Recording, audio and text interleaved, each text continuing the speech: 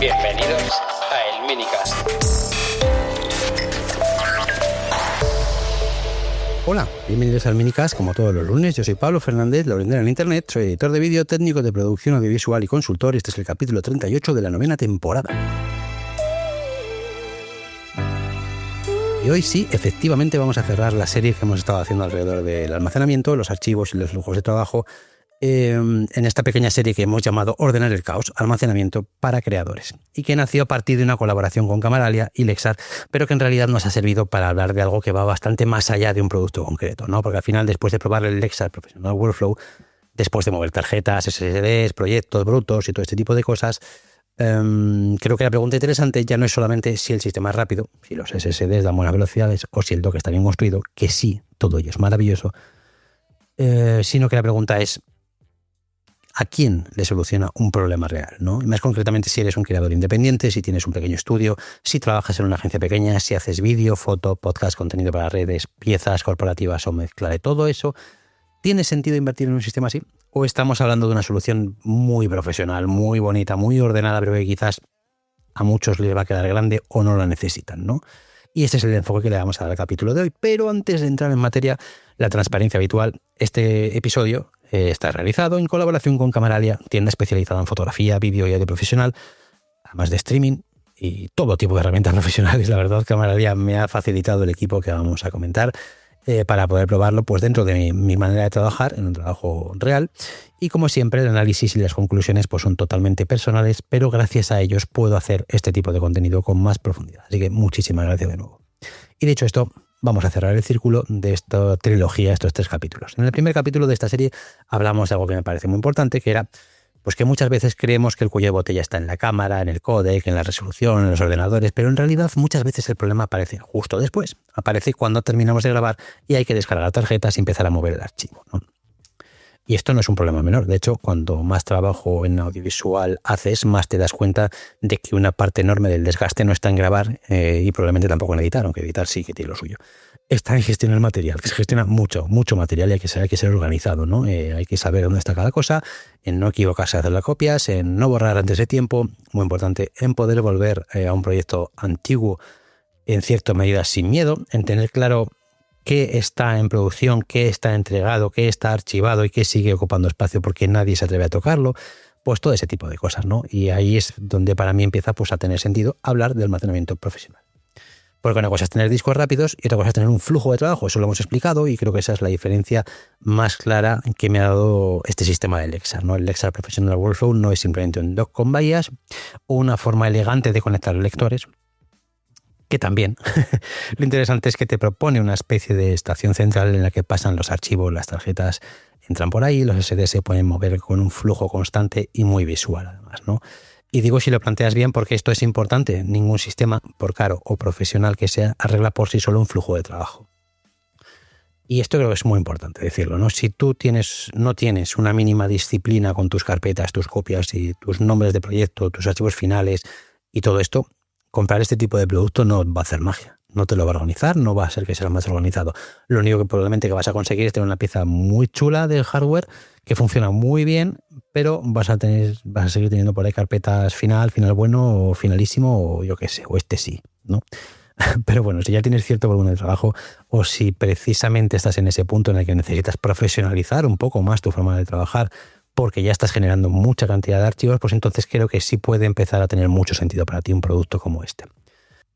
En mi caso, creo que esto encaja bastante bien con el tipo de oyente del Minicast, ¿no? El problema no es grabar un vídeo aislado, lo vamos resolviendo todos. El problema es cuando empezamos a encadenar muchos proyectos o a grabar muchos tipos de contenidos y se va mezclando todo, igual que todo va en paralelo y tú sigues pues editando, grabando y publicando y entregando más material, ¿no? Ese es el punto donde el almacenamiento deja de ser la compra técnica y se convierte en algo imperioso, vamos, ¿vale? Y por eso este tercer capítulo tiene que ser más de conclusiones, evidentemente, porque después de probarlo mi sensación es que el valor del sistema no está solo en que va muy rápido, y lo he dicho varias veces ya, sino en que te obliga, no te incita a pensar de otra manera, o te incita a pensar en entradas, en salidas, en copias, en módulos y a organizártelo, incluso escribirlo en un papel. ¿Cómo me voy a organizar? En el disco A va a ir esto, en el disco B va a ir esto, y esto va a entrar por aquí por las tarjetas y cuando entre una tarjeta voy a hacer copia en estos dos discos y lo voy a hacer así, etcétera, etcétera, etcétera, ¿vale? La pregunta es, claro, ¿quién necesita ese nivel de orden, ¿no? Para un creador independiente que trabaja de forma ocasional, pues sinceramente yo no empezaría por aquí, ¿vale? Entonces soy muy sincero, si haces un vídeo de vez en cuando, o yo que sé, uno al mes o dos al mes, o si grabas casi todo con el iPhone, si editas proyectos pequeñitos y no tienes varios trabajos que te pueden ir trabajando a la vez, pues probablemente antes de invertir me interesaría más tirarme a un buen SSD, tener una estructura de carpetas decente y aplicar una regla básica de copias de seguridad y ya, ¿no? En ese escenario un sistema modular como este creo que es excesivo, no porque sea evidentemente malo, sino porque quizás estás comprando una solución para un problema que todavía no tienes, ¿no? Ahora bien, hay otro tipo de creador independiente para el que sí empieza a cambiar la respuesta, ¿no? Pienso en alguien que, aunque trabaje solo, pero tiene varios clientes y alguien, o él mismo graba todas las semanas, mezcla cámara, móvil, audio, fotografía, yo qué sé, más tipo de material, ¿no? Hace más proyectos para YouTube, más trabajo corporativo. Pues bueno, alguien que no tiene un gran equipo detrás, pero que precisamente por eso necesita que su sistema no falle. En ese perfil me parece muy interesante porque muchas veces el independiente está en una zona intermedia, un poco incómoda, digamos. No tiene la infraestructura de una productora, pero tampoco trabaja como un aficionado. Tiene plazos, tiene clientes, tiene material sensible, tiene entregas y tiene que responder si algo se pierde, ¿no? Y ahí creo que esto es un sistema que puede tener sentido. No necesariamente comprándolo todo de golpe, evidentemente, pero sí como una forma de empezar a construir un proceso de compra con una estrategia, con un objetivo, ¿no? Al final, que es construir un flujo de trabajo y una estación de trabajo más seria.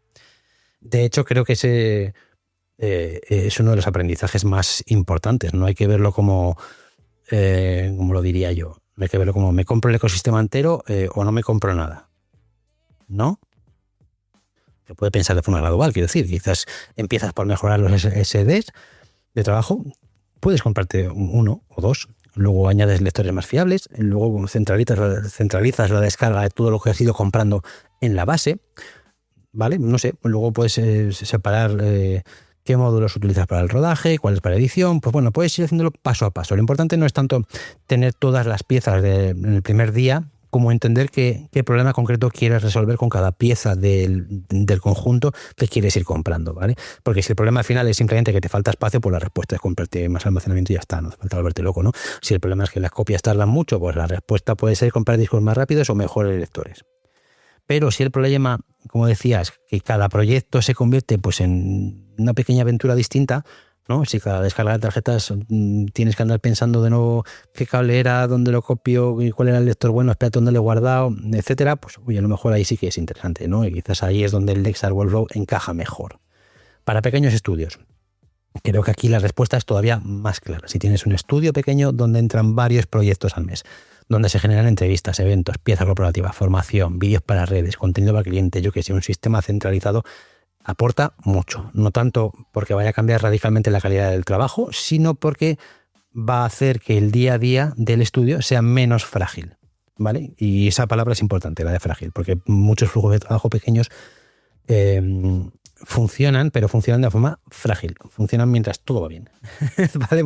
Mientras no haya prisa, mientras, bueno, no coincidan 2 o 3 entregas a la vez, funciona mientras nadie cambie un ordenador o X cosa que había aquí instalada. Bueno, pues tiene, digamos que eslabones un poquito más débiles, pero en cuanto aparece la presión, pues esos eslabones se tensan y cuando se rompe uno ya sabes lo que pasa, ¿no? Y en producción audiovisual, pues la presión aparece casi siempre. Me diréis que no, pero aparece pues porque un cliente te adelanta una entrega, o porque hay que liberar tarjetas para volver a grabar porque ha surgido un evento esta tarde, o porque alguien pide una versión vertical que no estaba prevista y espérate que tengo que modificar todos estos materiales y hacer bla, bla, bla, bla, bla. Pues eso, en esos casos tener esta estación creo que evita mucho ruido y es muy útil, y en pequeños estudios va como anillo al dedo. En pequeñas agencias también le veo todo el sentido, aunque igual con un matiz distinto. En una agencia pequeña muchas veces el problema no es solo técnico, sino de coordinación. Puede haber varias personas tocando archivos y eso pues puede llegar material de un proveedor externo, una subcontrata, Puede haber un diseñador que necesita coger de aquí, un editor que necesita los brutos de allí, alguien de redes que necesita los cortes verticales, un cliente que pide recuperar entregas anteriores, pues yo qué sé, todo ese tipo de cosas. Las agencias son muchas veces un caos de mogollón de proyectos, de muchas cosas diferentes, ¿vale? Y en ese contexto creo que el sistema no sustituye a un NAS bajo ningún concepto, ni a una política de backup, ni a una organización interna bien pensada, pero sí puede funcionar como una especie de punto de entrada para todo lo que entra. Las agencias entran mogollón de material, ¿vale? Y muchas veces, el 90% no hay un punto de ingesta de la agencia. Yo en eso, en varias auditorías que he hecho, lo he recomendado. Puede parecer absurdo, pero un punto de entrada para el material en digital es importantísimo y es súper agilizador de todos los procesos que vienen después, ¿vale? Así que ahí creo que encaja súper bien para las agencias en ese punto, ¿vale? ¿Qué más? Hay algo que quizás no se tiene a veces en cuenta. Cuanto más pequeño es el equipo, creo que más daño hace el desorden, ¿vale? En una gran productora puedes tener perfiles específicos, procedimientos, responsables de datos, una infraestructura mucho más sólida, pero en un equipo pequeño muchas veces la misma persona graba, descarga, edita, publica y responde al cliente. Es decir, cualquier herramienta que reduzca decisiones repetidas, que haga el proceso más visible y que te ayude a evitar cometer errores, pues creo que tiene un impacto mayor del que parece, ¿vale? Dicho todo esto, tampoco quiero vender una idea equivocada, ¿vale? Este tipo de sistema no es imprescindible para crear buen contenido. Así de radical. No necesitas un Lexar Workflow para hacer un buen vídeo, ni para montar un podcast, ni para trabajar con clientes pequeños.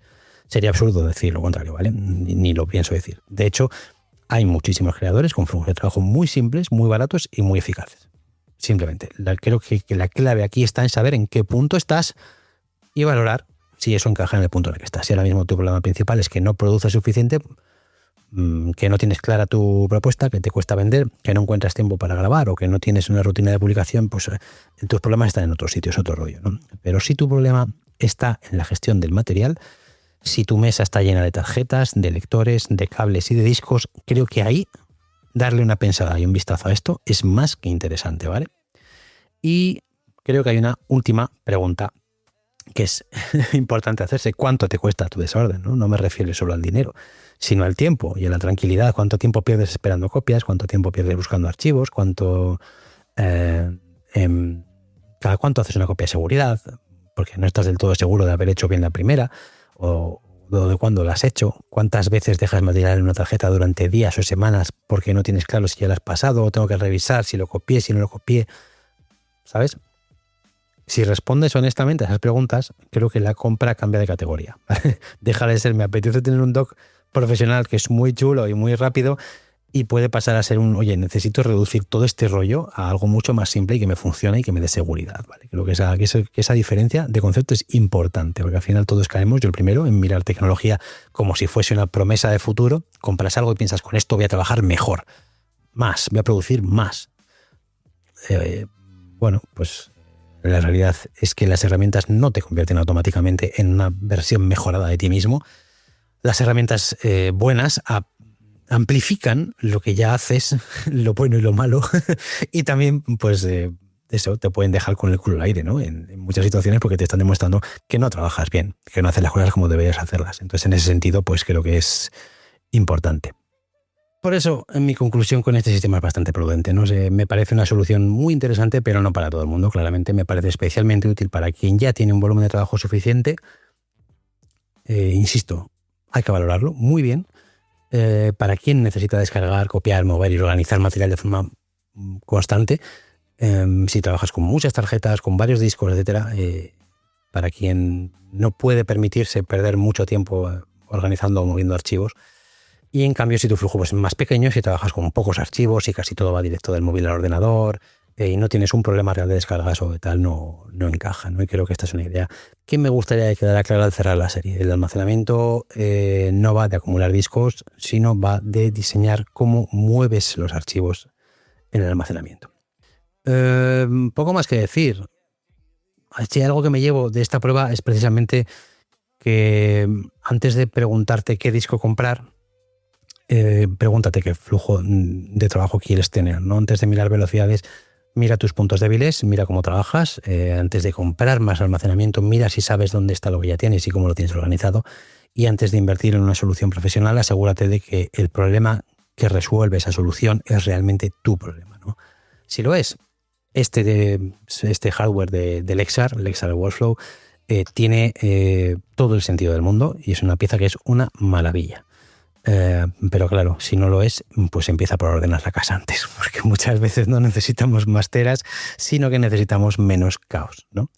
Y nada más, hasta aquí el tercer capítulo y último de Ordenar el Caos, almacenamiento para creadores. Gracias de nuevo a Camaradia por facilitarme el equipo para poder probarlo con calma en un entorno real de trabajo, y gracias a vosotros por acompañarme en esta pequeña serie, un poco menos sexy que hablar de otras cosas que hablamos a veces, pero creo que es muy útil porque probablemente es mucho más importante para quienes vivimos rodeados de archivos, tarjetas, discos, proyectos y entregas, poder tener estas cosas claras y comentarlas. Así que nada más, muchas gracias por escucharme como siempre. Ya sabéis que podéis contactarme en el correo electrónico del minicast@gmail.com, en Twitter en @laurindel y en Mastodon en @laurindel@masto.es. Y además tenéis toda la información sobre este capítulo y todos los demás en elminicast.com.